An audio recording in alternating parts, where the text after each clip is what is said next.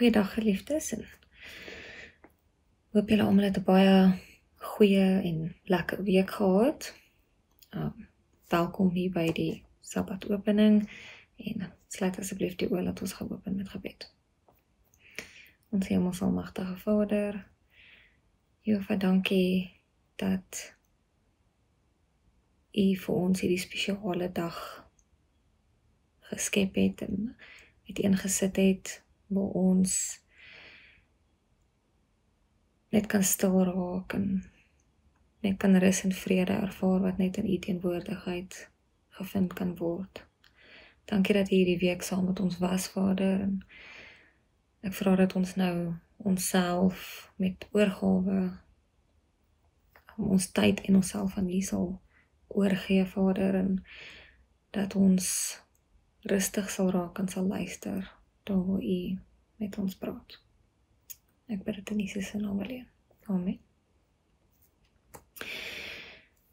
Goed, ek het onlangs weer bietjie na die boek van Prediker gekyk en weer bietjie daar gelees. En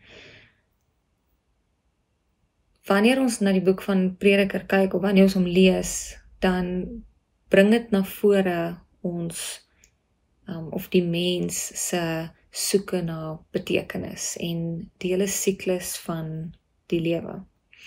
En dis ook 'n boek wat wanneer ons hom lees, ons baie vra vir onsself kan vra. Ons kan kyk na onsself in ons lewens, en kan dieper dink oor ons lewensdoel en ons verhouding met God. So, vanaf die eerste hoofstuk in Prediker kom ons 'n baie harde realiteit teë, wanneer hy vir ons sê dat alles te vergeefs is. Alles is sonder sin. En hierdie kan nogal bietjie ontmoedigend klink, maar dis ook 'n baie diep waarheid oor die verganklikheid van aardse dinge. En die skrywer van Prediker, hoofsaaklik Salomo, beskryf hoe hy alles in die lewe nagejaag het. Wysheid, plesier, rykdom, harde werk. En uiteindelik het hy tot die gevolgtrekking gekom dat alles net tydelik en leeg is, sonder God. Hy kyk na die lewenssiklus en sien hoe geslagte kom en gaan, hoe die son opkom en ondergaan, riviere wat in die see invloei sonder om dit ooit te vul, en hoe alles maar net homself weer herhaal.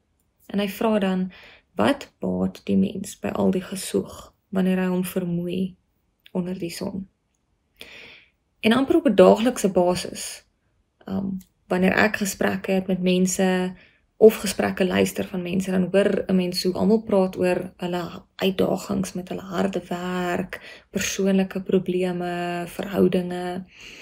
En ons kyk net na die wêreld om ons en besef hoe bitter nodig dit is vir almal om bietjie te stop en te reflekteer op die woorde van hierdie boek, van alles wat geskryf is in Prediker.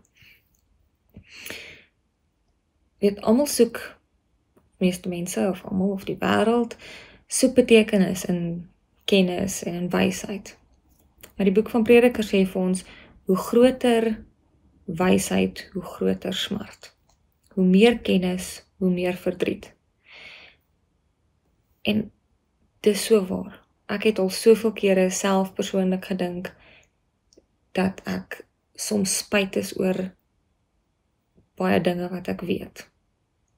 Of al gesien het, of gehoor het, of geleer het. Dit plaas eintlik tog 'n bietjie van 'n groot las op ons, want ons weet nie eintlik hoe om altyd alles te verwerk nie. Daar's soveel meer bekommernisse wat bykom, hoe meer kennis jy soms het. Mense soek dit in plesier. En dan vind hulle eintlik tog dat dit ook leeg is. Want al die vreugdes in die wêreld vervaag ook eintlik uiteindelik. Hy praat van hoe hy huise gebou het, wingerde geplant het, rykdom versamel het en besittings, maar dan tot die besef gekom het dat hy net soos enige arme man uiteindelik sal sterf en niks hiervan saam met hom sal neem nie. En hoeveel keer doen ons dit ook nie? Almal in die wêreld nie presies dieselfde ding nie. Hy verduidelik verder hoe mense hulle hele lewe lank werk en sukkel om voorsiening te maak, maar steeds nie werklik vervulling vind nie. Wat kry die mens, vra hy, vir al sy gesoek en sy gejaag na voordeel onder die son? Al sy dae bring vir hom verdriet. Sy werk bring vir hom bekommernis. Selfs in die nag kry sy hart geen rus nie. Het klink dit nie soos iets wat ons gereeld oor praat en hoor nie. So die boek is 'n kragtige herinnering dat 'n lewe sonder God gevul is met eindelose strewe sonder ware tevredenheid. Wat Prediker egter nie sê nie, is dat niks in die lewe waarde het nie. Hy sê eerder net dat sekere dinge nie blywende waarde het nie. En hoekom nie? Want dit is nie van God af nie, of dit is nie omdat ons dit nie het in die teenwoordigheid van God nie, of ons plaas hom nie eerste in dit nie. En hy moedig ons dan aan om vreugde te vind in wat God vir ons gee. Hy skryf en sê, ek het besef dat daar niks beter is vir die mens as om vrolik te wees en die lewe te geniet nie. Dat 'n mens kan eet en drink en vreugde vind in sy werk is 'n gawe van God. So wanneer ons bietjie ander brille aansit en anders na dinge kyk en ons eers dankbaar is vir die gewer van die geskenk, dan het die geskenk waarde. Dan is dit nie meer so sinneloos nie. En dit herinner ons dat alles wat ons het 'n seën van God is en dat ons dit met dankbaarheid moet aanvaar.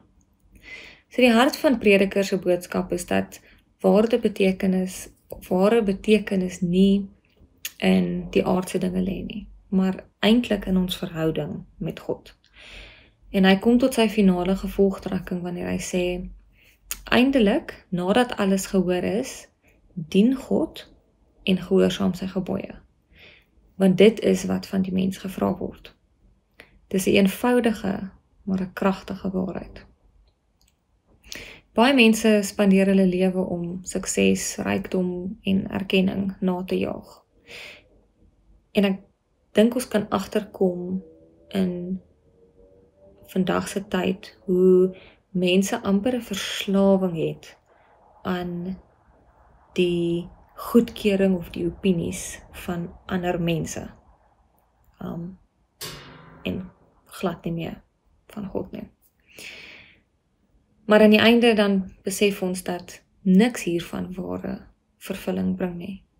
Die Prediker herinner ons daaraan dat daar 'n ewige perspektief is wat veel belangriker is as aardse prestasies. En alles in hierdie wêreld is verganklik en tydelik. Maar 'n lewe wat met God verbind is ewig. En dan wat vir my eintlik baie uitgestaan het was in hoofstuk 12, die Engelse Bybel sê, remember now your creator. En hy sê dit meer as een keer. So, onthou jou skepper. Net soos wat die gebod oor die Sabbat, die enigste een is wat sê, onthou die Sabbat. Reg? Want dit is die dag wat ons saam met God moet spandeer, dit is waar ons hom moet onthou. En dit is eintlik vir my so verskriklik, skokkend eintlik, dat dit nodig is vir God om ons te moet herinner, om hom te onthou, om die almagtige God wat ons in alles geskape het, te moet onthou. Dit behoort nie eintlik nodig te wees nie, want ons moet eintlik konstant aan hom dink, elke keer wanneer ons na onsself kyk, omdat hy ons geskape het, wanneer ons kyk na alles wat ons het, en alles wat hy geskape het, alles wat geskenke is, dit moet ons, daar moet eintlik nie 'n manier wees wat ons dit kan vergeet nie, en tog doen ons, of sukkel ons daarmee. Dis, en al die verganklike dinge kan ons onthou, maar ons sukkel om ons Vader wat ons ewig lief het en wat sy lewe gegee het om saam met ons te wees, te onthou. En dan bring dit ons by die vraag om te sê, waarop vestig ek my aandag? Is ek besig met dinge wat blywende waarde het, of lewe ek vir dinge wat binnekort gaan vergaan? Ons kan onsself besig hou met eindelose werk, met ons besittings en strewe na erkenning. Maar as dit ons enigste doel is, sal alles uiteindelik leeg voel. Prediker leer ons dat ons nie vir hierdie lewe moet leef nie, maar ons moet fokus op God en op sy wil. En soos ons hierdie Sabbat nou ingaan, moet ons onsself die vraag eintlik afvra om te sê, waarvoor leef ek? Dit is 'n baie diep vraag. Waarvoor leef ek? Maak ek my los van die wêreld se eindelose strewe na meer? Vestig ek my fokus en my vertroue op God? So, laat ons nou onthou dat ons 'n lewe moet leef wat op God gerig is. Want dit is die enigste een wat saak maak. En mag ons hierdie Sabbat gebruik om bietjie te reflekteer en ons prioriteite reg te kry, daar waar dit nodig is. Sodat ons nie ons daar bestee op dit wat verbygaan nie, maar op dit wat ewig is. Kom ons sluit asseblief die oë. Onse Vader, dankie vir u geduld. Dankie dat u ons so lief het, dat u ons aanhou herinner om u te onthou, wat eintlik 'n skandelike ding is. Vader, mag ons regtig hieroor nadink, Vader, en mag ons regtig hierop reflekteer en ons verhouding met u eerste stel en belangriker maak as enigiets anders. Weereens dankie vir die Sabbat, Vader, wat u vir ons gegee het, waar ons kan afsluit en kan werk aan hierdie verhouding nog meer en dieper as op enige ander dag. Dankie vir die wonderlike seën, dankie vir u wysheid, Vader, en vir al u liefde. Vader, wees asseblief saam met ons, soos ons nou aangaan met hierdie Sabbat, Vader, en beskerm ons asseblief teen die vyand se aanvalle wat ons wil wegvat en weghou van u af. Vader, dankie vir alles wat u vir ons doen en gee. En ek bid dit in die heilige grote naam van Jesus Christus. Amen. Baie dankie en 'n geseënde Sabbat vir almal.